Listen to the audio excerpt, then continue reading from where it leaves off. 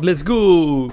Salut YouTube, on se retrouve aujourd'hui pour une nouvelle vidéo. Ça faisait longtemps que j'en avais pas fait et du coup je me suis dit j'ai eu une belle réception et vu que c'est un peu des formats un peu plus longs, c'est vrai qu'en ce moment je suis un peu plus TikTok, Instagram, tout ça pour rentrer un peu dans les trends et j'ai moins le temps aussi faut dire, hein. Je suis vachement occupé mais bon bref passons.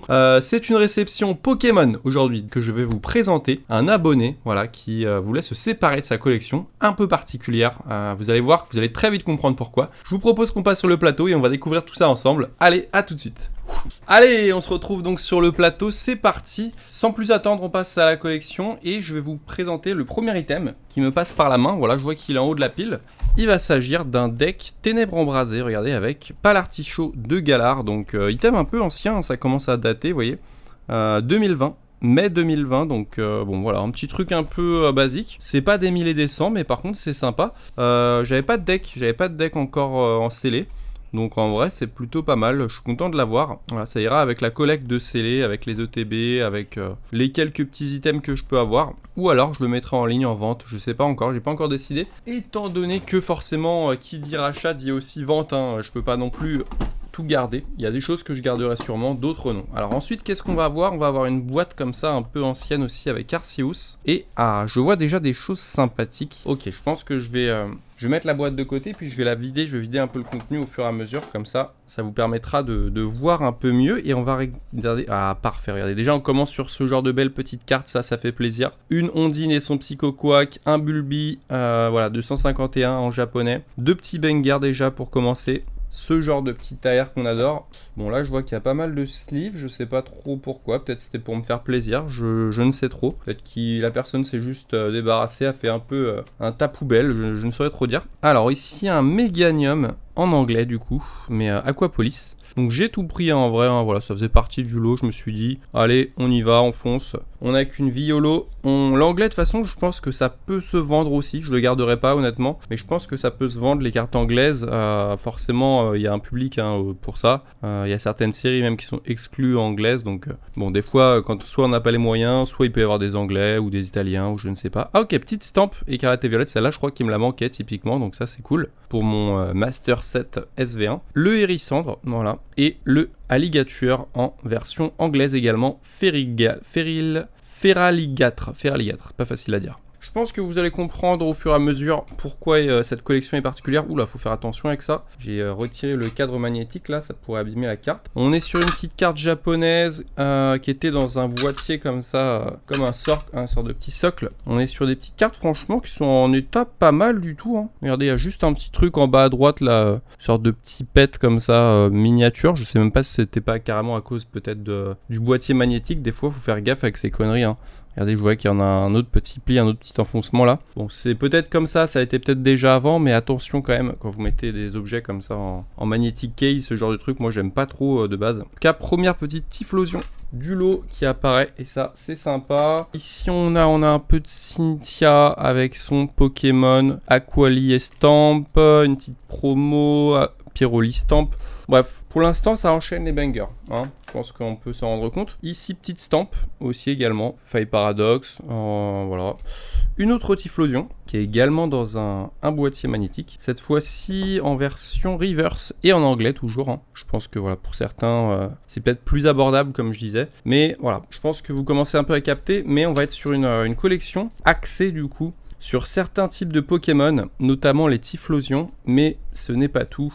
Vous allez comprendre en voyant la suite. On a des sleeves ici, petite stamp day avec une Ivoli, c'est sympathique. Ok, là on enchaîne les stamps, donc on a la New Horizon, Dracolos Tempête Argentée, ici c'est le pont Dralugon, tout ça c'est bien, on met de côté. On a une petite Forgelina et je crois que ça sera tout pour cette boîte du coup. Je sais pas s'il y a des collectionneurs de stamps parmi vous d'ailleurs. Moi je sais que je l'ai fait juste pour les grands Master 7 on va dire, quand il en restait un petit peu dans le fond. Oh, bah voilà, une nouvelle Typhlosion qui fait son apparition, Ondinello classe et un gros Wailord. En soi, franchement, pareil que des Pokémon assez appréciés, je trouve. On a quoi dans le fond de la boîte? Ok, donc je crois que c'est rien, ça, on va avoir des petites étiquettes, des petits trucs comme ça. Après, des fois, j'aime bien, hein, je sais pas pour vous, mais moi j'aime bien trouver des petits trucs. Regardez, un petit jeton Dracolos. En vrai, Typiquement, c'est le genre de petit objet un peu insolite comme ça que j'apprécie. Allez, on va voir, il y a une boîte qui m'intrigue, c'est celle-ci. Regardez, elle a une forme de Pokéball, je crois que c'est une deck box. Alors j'ai l'impression qu'elle a été faite carrément en imprimante 3D celle-là. Et qu'est-ce qu'on va avoir dedans? Ouh putain, ok d'accord. Alors il y a des choses un peu qui me choquent les yeux déjà. Alors pas cette carte de Komiya forcément, mais je pense qu'il a fait une petite sélection Komiya pour moi. Et ça c'est très attentionné, merci beaucoup. Il sait que je collectionne, donc bon je pense que je les ai toutes quasiment pour la majorité, mais en vrai c'est pas grave, franchement c'est l'attention qui compte. On sait jamais, il y en a peut-être une ou deux en plus que je peux ne pas avoir. Ah marrant, il a même mis du Shinji Konda quoi. Je sais pas si tu me connais à ce point ou pas. Alors j'ai pas commencé la collection des Shinji, mais par contre ça fait plaisir. Franchement, rien que du fait de les avoir déjà cherchés, triés, de me les avoir mis comme ça, un grand merci. Petite Rafflesia Holo, pourquoi pas, encore un peu de top loader de côté. On a, alors par contre ça c'est le truc qui m'a choqué, hein. Ça je ne valide pas du tout. Il y a des cartes shiny comme ça, petites shiny S4R, qui sont pas slivées et qui sont en pleine deck box comme ça, qui remuent dans tous les sens. Bon je dis pas que je vais les faire grader, hein, mais bon attention quand même, avec ce genre de choses quand même, ça s'abîme. Pour les cartes quand même, on n'est pas sur de la petite holo ou quoi que ce soit. Bon, voilà. Ça a l'air de pas avoir trop subi de choc, mais bon, je vois quand même des mini points blancs, des mini défauts. Allez, petit point négatif, il en faut bien à chaque fois. Ça ira, si c'est que ça. Mais en tout cas, cool. Belle petite deck box et belle attention. Merci beaucoup, l'ami. Ok, ici je vois un binder, ça m'intrigue les binders, j'aime toujours ça. Je me demande qu'est-ce qu'il va contenir celui-ci. Ok, on est sur les V max, tout ça. Donc là on va être sur un truc assez fourni, on va pas trop s'attarder dans le détail, hein. C'est vraiment toutes les petites V je pense de ces ouvertures. Donc des cartes qui valent vraiment pas grand chose, mais moi franchement que j'apprécie bien. J'apprécie bien parce que bah, ça se vend pas mal aussi. Là on a des petites aires et tout, ça c'est cool. J'en avais plus en plus, là je suis en train de refaire le card market à fond, donc il me fallait du contenu justement pour pouvoir remplir. Bon je vous le montre comme je peux, hein. C'est pas évident avec le recul du truc de la caméra. Mais ouais, pas mal de petits AR, voilà comme vous pouvez voir, des trucs sympas. Potentiellement certains peut-être que je peux garder ou que je pourrais échanger directement avec la commu. On verra si ça intéresse des personnes. Mais très très bien. Voilà, il y a même une... je crois que c'est une SR, hein, c'est ça. La petite Yanma, je la trouve très stylée d'ailleurs. Un peu sous-côté peut-être parce que forcément c'est Yanma. Hein, les gens s'en foutent un peu. Mais hyper cool. Petit KXY et un peu tiens, de cartes Demon Slayer. Tiens, ça me rappelle ma chaîne Vogt. Et un petit binder du coup que je pourrais potentiellement réutiliser en plus. Donc très très bien. Alors ici... je vais avoir 4 mini-tins. Alors ça, pareil, j'étais assez intrigué. Je sais pas ce qu'il va y avoir là-dedans. Est-ce que c'est des surprises? Est-ce que c'est des trucs qui faisaient partie du lot? Ok. On commence avec du XY. Donc petite carte à l'ancienne hein, qui rappelle le set de base, bien sûr. Pas mal. Écoute, je sais pas trop ce que j'en ferai. Si ça se vend ou quoi. Ok, Carapace Gardevoir, sympa aussi. Deux petites cartes un peu appréciées quand même. Dans le style vintage. Première surprise, franchement je me rappelais plus du tout, hein. Je sais plus si ça faisait partie du lot, je peux pas vous dire. Donc si c'est pas le cas, encore une belle attention. Merci beaucoup. Bon, une tin vide. Celle-là elle a l'air vide, la Draco Feu aussi peut-être. Ouais, ok. Ah non, pas vide, il y a des trucs dedans. Crustabri Reverse, des sleeves. Ah, mais les sleeves, faudrait que je regarde d'ailleurs, parce que j'ai l'impression qu'il y a des sleeves un peu personnalisés. Peut-être que ça peut compléter ma collecte de sleeves. Donc ça, c'est cool aussi. Je crois que je les ai pas du tout, celles-ci. Il y en a des exclus chinoises. Ok, c'est toutes les exclus chinoises de ce que je vois. Très très bien. Bah écoute, merci, hein, merci pour ça, ça fait plaisir. C'est le genre de petite surprise, comme je vous dis, qui fait vraiment la différence et qui fait que on découvre aussi des choses. C'est aussi le but, hein, vraiment. Moi, j'aime les cartes, mais j'aime aussi les genres de petites innovations, de petites surprises. Ok, et là, on va avoir un deck. Je crois que c'est ce qui est dans les ETB. On va le laisser tel quel, on va pas l'ouvrir. Hein. Mais c'est good, on passe à la suite. Allez, là, je crois qu'on va avoir une boîte un peu stylée dans le genre. Ça a l'air d'être rempli de top loader. Donc là, je crois qu'on va commencer déjà à monter de gamme avec cette pile-là. Petite pile entière de top loader. Ok, et là, ça y est, on attaque la collecte des Typhlosions. Ça y est, on y est, on est en plein dedans. Il y en a des Anglais, hein, des Français, comme vous pouvez voir. Il y a un peu de tout. Je sais que ça fait toujours mal au cœur des fois, on se sépare de collections comme ça, mais franchement, je l'ai déjà fait aussi. Parfois, je pense que c'est un mal pour un bien. Des fois, on a besoin de sous pour financer un peu d'autres choses. Donc, je sais pas si c'était le cas, par exemple. Est-ce qu'il avait un projet? Je crois qu'il avait un projet perso à financer. Et collecte numéro 2, du coup, parce que monsieur était collectionneur non pas d'un, mais de 2 Pokémon en particulier.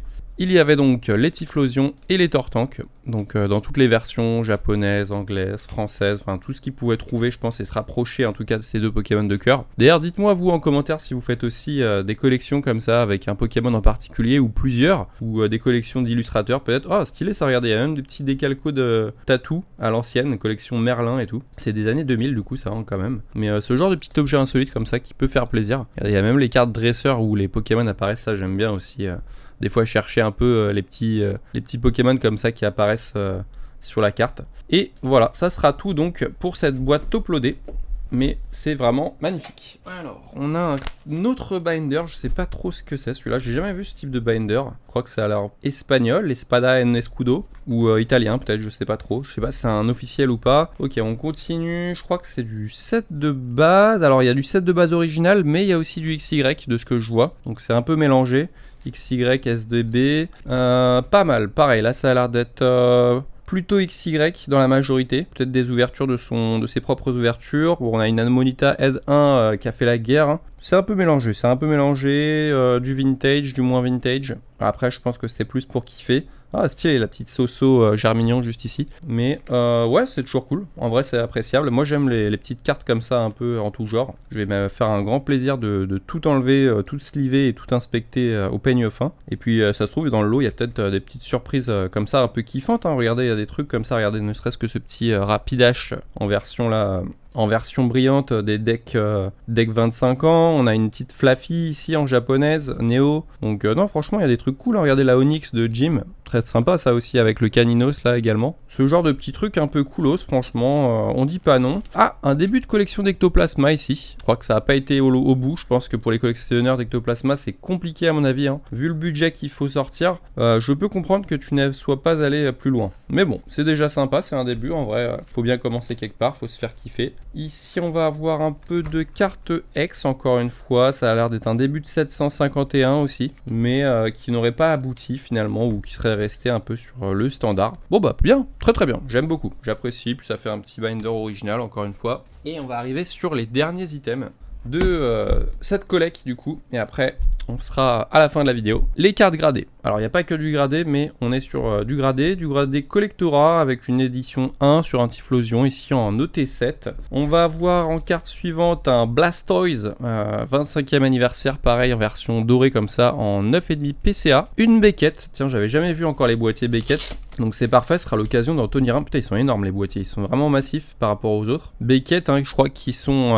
américains, mais je crois qu'ils sont une boîte en Allemagne, si je dis pas de conneries. C'est pas mal, écoute, ça fait assez propre. Bon, je crois que ça bouge pas, hein, de toute façon, c'est bien. Faudrait que je m'intéresse pour voir combien ça coûte une gradation Beckett. Juste en termes de prix. En tout cas, un 9 comme ça sur une carte comme ça, je trouve que c'est quand même propre sur une carte Blastoise japonaise. Donc très très cool. Je changerai bien évidemment aussi toutes les protections. Je suis un peu un maniaco slivique. Deux magnetic case qui ont un peu râpé, un peu fait la guerre, mais bon, c'est pas grave, ça peut servir, on sait jamais. Nouvelle petite Blastoise, pareil. Cette fois-ci, je crois que c'est la même, mais de l'autre deck. Il y a le deck rouge et le deck bleu. Ah non, c'est pas exactement les mêmes. Cette fois-ci, c'est celle de la Valisette, je crois. Et gradé 9 chez PSA. Donc, est-ce que c'est des cartes qu'il a achetées, peut-être, parce que... on peut aussi acheter parfois les cartes nous-mêmes. Celle-ci a été pré-gradée, j'ai l'impression, par Collectora. Étape Playhead, hein, donc on va voir ce que ça vaut, tiens, un étape Playhead pré-gradé de chez Collectora pour voir un peu comment ils jugent.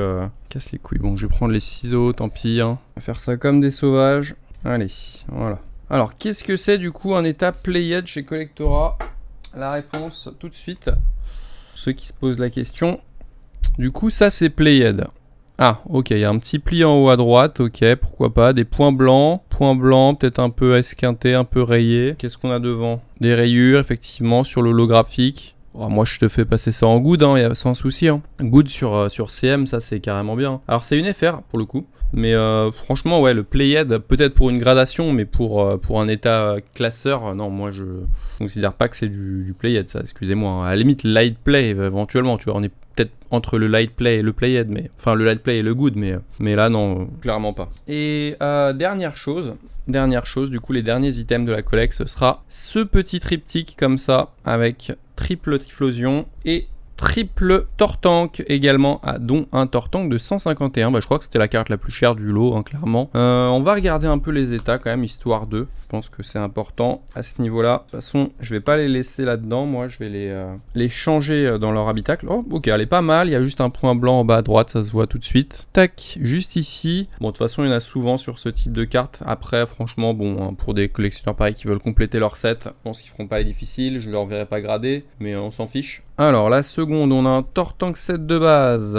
japonais. Hop, on va retirer les sleeves et les changer tout de suite. Qu'est-ce qui vaut ce petit Tortank set de base? Attention, on passe au peigne fin, bah il est pas mal, hein. Ça serait du Playhead chez Collectora forcément, mais pour moi c'est un bon good, hein. Un bon good plus même. Franchement, on est sur du good, very good, very good my friend. Donc ça c'est cool, ça fait plaisir. Bon, en bas à gauche peut-être, regardez, voilà. En bas à gauche, peut-être que il y a peut-être un petit truc sur le coin. Voilà, ça sera le plus gros défaut, je pense, à constater. Et pour ce Tortank niveau 52, français, du coup, ça a l'air d'être du diamant et perle, tempête de je ne sais quoi. On sera, bah écoutez, pareil, hein, je crois que c'est à peu près good. Hein. Good avec un petit point blanc, un petit pli en haut à droite. Franchement, ça va, hein, ça va. Regardez, un petit truc ici. Excusez-moi, hein, mais bon, c'est sûr que pour de la gradation, encore une fois, c'est pas super forcément pour de la gradation, mais pour un collectionneur voilà, qui veut juste se faire kiffer et avoir un Tortank dans sa collect, je pense que ça fait clairement le taf. Hein. Il y a plein de cartes comme ça que quand je la veux, bah, je cherche dans le meilleur état forcément, mais après, faut adapter le prix. Hein, forcément, ça coûte un peu moins cher aussi, donc faut adapter au budget et au porte-monnaie de chacun. Ok, les Typhlosions maintenant, avec 3 Typhlosions japonais, j'aime bien les cartes japonaises franchement. Souvent, hein, en plus, regardez le petit swirl, on a du swirl sur ce Typhlosion et en plus pas mal placé, regardez au niveau de son point comme ça. Ça c'est quand même pas dégueulasse. C'est pas négligeable. L'état de la carte est pas mal. Bon, on a un pli, j'ai l'impression, en bas à gauche. Une sorte de pli comme ça avec un angle un peu corné. Second pli corné ici. Bon. C'est pas excellent, on va être sur du good, c'est très bien, franchement, good swirl, avec une carte japonaise de Neo, Typhlosion. Écoutez, pourquoi pas, moi je dis oui, je prends tous les jours ce genre de carte, je ne suis pas un collectionneur exigeant, hein. Je pense que comme je vous disais, il en faut pour tous. Celle-ci, regardez, on voit déjà le défaut en bas à gauche. Et alors, j'ai envie de dire, elle est comme ça, elle est dans son jus, hein. Elle trouvera quelqu'un à qui ça fera plaisir, un preneur. Je me demande si je trouverai d'ailleurs des collectionneurs, des preneurs directement de toute la collective Typhlosion d'un seul coup, ou est-ce que ça va partir au compte-gouttes comme ça? Bonne question, c'est quelque chose que l'on découvrira par la suite. Je ferai peut-être un petit retour sur cette vidéo. Et la dernière, du coup, encore une Neo, très jolie aussi, holographique du coup. De toute façon, je crois qu'elles existent qu'en holographique. Et celle-ci est en meilleur état, franchement, regardez, on voit pas trop de dégâts, ni en haut, en bas. Ça m'a l'air d'être du excellent. Alors pour un japonais, il va te dire que c'est du Playhead, hein, mais pour un bon petit français comme nous, moi je dis que c'est excellent ça. C'est excellent et ça fait plaisir aussi. Je pense que c'est peut-être celle qui est en meilleur état dans le vintage que j'ai vu jusqu'à présent. Et c'est fini. Et voilà, c'est déjà la fin de cette présentation. Bah écoutez, franchement, toujours aussi kiffant, hein. Ça faisait longtemps que je n'avais pas eu de réception. Là, en ce moment, j'ai eu des petites galères, justement. J'avais dû changer un peu mes logs, mes comptes et tout. Donc, je repars un peu à zéro au niveau des comptes. Mais là, c'est l'occasion de repartir voilà, de plus belle, de nouveau. Du coup, je m'étais mis à fond sur Vinted pour vendre mes cartes gradées Collectora, toujours, justement, parce que vous avez peut-être vu déjà ma précédente vidéo, quand j'envoie grader 107 cartes en mode, même plus, je crois, il y en a peut-être 120 cartes chez Collectora pour faire un gros test. Alors, c'était franchement pas mal, juste bon bah j'ai appris de mes erreurs, hein. J'avais envoyé des cartes un peu bizarres, un peu loufoques, qui ont du mal à se vendre. Franchement, il y a des cartes des fois elles partent à 100, non elles partent à 12 euros. 12 euros c'est quasiment le prix de la gradation, hein. Enfin je sais pas si vous connaissez bien là-dedans, mais quand tu envoies une carte et que tu fais remise en main propre, je crois que c'est déjà 9 ou 10 euros pour vous dire. Donc bon, tu comptes même pas les transports, le temps pour y aller, bref tout ça, ou l'essence quoi. Donc bon forcément il y a des gens, ils abusent un peu, tu vends presque à perte, hein. En vrai, si ta carte est japonaise récente et qu'elle a un 9,5, tu la vends 12 balles quoi en gros. Yes, tu perds le marché. Alors des fois tu fais une belle plus-value, je dis pas. Franchement si tu fais une plus-value par exemple, je sais pas, on va dire, tu envoies un Tortank comme ça et que tu chopes un 9,5 ou un 10, il y a une plus-value. Voilà, il y a une plus-value, ça je ne le nie pas, mais le choix des cartes est important et j'ai peut-être fait un peu n'importe quoi, je le reconnais. Néanmoins, on est sur la fin de ce tournage. Merci encore, je vais le dire, hein, merci Enzo pour ce beau rachat, cette belle collection que tu me proposes. J'espère que ça t'aidera dans ton projet pour ton avancement et puis peut-être qu'un jour tu reprendras la collection, qui sait. N'hésite pas, hein, franchement, des fois on peut repartir comme ça de zéro, se séparer de belles pièces et puis finalement ça peut servir pour réinvestir pour plus tard, donc on sait jamais. Voilà, moi je dis, aujourd'hui tu t'es séparé de belles pièces et t'as été courageux, donc bravo pour ça. Et je saurais trouver des personnes à qui ça fera plaisir et à qui sauront donc reprendre l'héritage de cette belle collecte. Voilà, merci beaucoup, merci pour tout. Et merci, du coup ça m'a permis de pouvoir me redonner un peu, me relancer dans ce business, de pouvoir retrier de nouveau. C'est vrai que ça me manquait un peu ce truc, cette ambiance de regarder les états, les inspecter, mettre les sleeves, les ranger dans les trucs, dans les binders, faire les shootings photos, mettre en ligne tout ça, j'adore ça, aller à la poste. Bref, c'est un peu un kiff, c'est un ensemble hein, vraiment, mais je trouve ça génial. D'ailleurs il y a des brocantes cet été, donc peut-être que ça pourrait intéresser aussi des gens. Je vais, je pense, sûrement faire 2-3 brocantes, je ferai peut-être des vidéos, qui sait. Donc voilà, bah écoutez, j'espère que vous avez kiffé. En tout cas, dites-moi un peu ce que vous en avez pensé, si vous avez des questions, et surtout, puis si vous n'êtes pas abonné, faites-le. Alors je sais que je fais pas souvent des vidéos sur YouTube, mais bon, c'est aussi à l'occasion. Je suis également sur TikTok et Instagram, et je fais des lives Voct aussi pour ceux qui me connaissent pas. Donc voilà. Bienvenue à tous les nouveaux, pour ceux qui connaissent déjà, merci d'être restés jusqu'ici. Je vous souhaite une très belle journée ou soirée en fonction de l'heure à laquelle vous regardez cette vidéo. Et je vous dis à très bientôt pour du nouveau contenu. C'était Cocoette, ciao!